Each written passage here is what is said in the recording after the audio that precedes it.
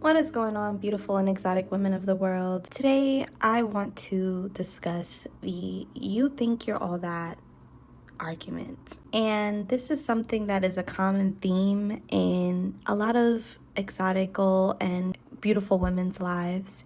We face people who tend to spew their insecurities and their inadequacies onto us and project it in a way where they are hoping to make us feel less than and feel small. And I'm here to tell you that the devil is a liar, as always. So clearly, if someone has to come out of their mouth and say that you think you're all that, subconsciously, they believe you are all that. They wouldn't take the time out of their day, their precious time, if they didn't genuinely believe that you were. And that's just how I feel. I feel people wouldn't waste their time. And if you've heard this, most likely you're a person that has a ton of confidence. You walk in authenticity and you're not afraid to be your genuine self. And of course, the cherry on top is you are probably stunning, gorgeous, beautiful, which is simply just too much for these sorry ass people. It really is. They can't take it. You're kind, you're sweet, you're confident, you're being yourself, and you're gorgeous. Sometimes that is just too much for people to handle. And the thing about beautiful and exotic women is we tend to have a very quiet confidence, and our auras exude seductiveness and confidence very naturally.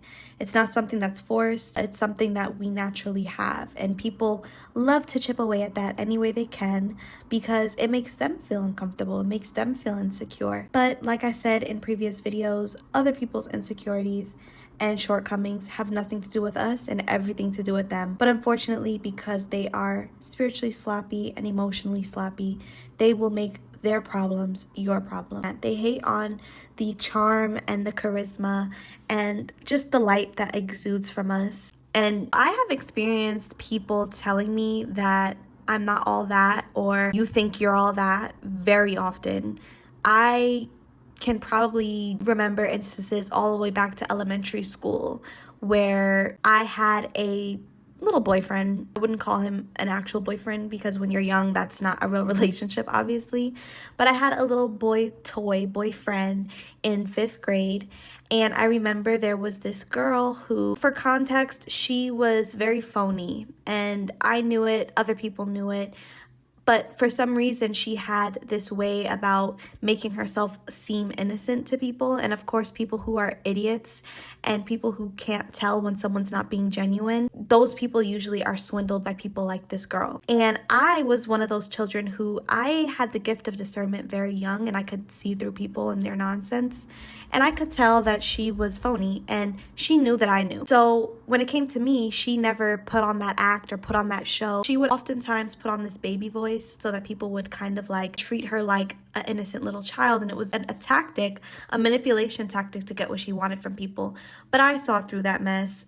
I knew what was up with her, and I didn't feed into her nonsense, and I didn't give her the attention and validation that she was seeking. And she knew that I was smarter than a lot of the people who she was fooling, so it bothered her, and she never really liked me. And I always knew that because when she would interact with me, it was a completely different energy. So one day I was on the carpet at elementary school with my boyfriend at the time and a bunch of other girls, and she was around too. And I was minding my business, and out of nowhere, the girl says to my boyfriend, "What do you even see in her? She's not all that." And it was completely unprovoked, like completely.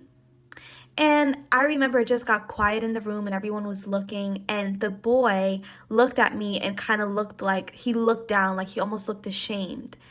And I remember just feeling so hurt by this, because what would possess you to say something like that to me or to him to make him second guess liking me or second guess being into me? But of course, these are the tactics that people use. They are always looking for a way to undermine you, to get the people who admire you to look at you in a different light, and she succeeded in that sense. Ironically, years later, when I got to my junior or senior year of high school, the boy at the time who was my boyfriend in elementary school messaged me on Facebook and apologized. He sent this long message apologizing to me, saying that he was so sorry for what happened that day and what happened in elementary school. And, at this point, I had forgotten all about what had happened, but he was just so remorseful and so sorry. And he was telling me he was sorry for letting someone else's opinion of me change how he felt about me, and that he thought I was beautiful, and just how sorry he was. And what I'll say about people that do these things where they just lash out at you unprovoked, it's usually very telling of their internal dialogue in their heads about their perception of you. So if they perceive you to be better than them, if they perceive you to have something that they desire, they will have an internal dialogue within their own mind that will eventually come out because they can't help themselves. Jealous and envious and hateful people can't hide their feelings for very long. And sometimes people just have outbursts. And unfortunately, I've been a victim of that. It's very weird when it happens, but it's always very telling. And even one time in high school, I had this guy who I would see him around school, and he never really talked to me, but he would stare at me sometimes. And I remember one time he lashed out at me randomly because I didn't want him skipping me in the lunch line. He literally said to me, "You're not all that, relax." And I was just like, dude, I just told you not to skip me in the line, and that's the first thing that comes out of your mouth. I was flabbergasted. I was so confused. But that just goes to show you how sick people are in the head. They are super fixated on you and who you are, and these people are just waiting for the perfect opportunity to lash out at you and to make you feel terrible about yourself because they feel terrible about themselves and actually have you on a pedestal. I will say too that people that battle with insecurities and low self-esteem tend to have a grandiose, outward, false self-image that they use to mask their feelings of inadequacy.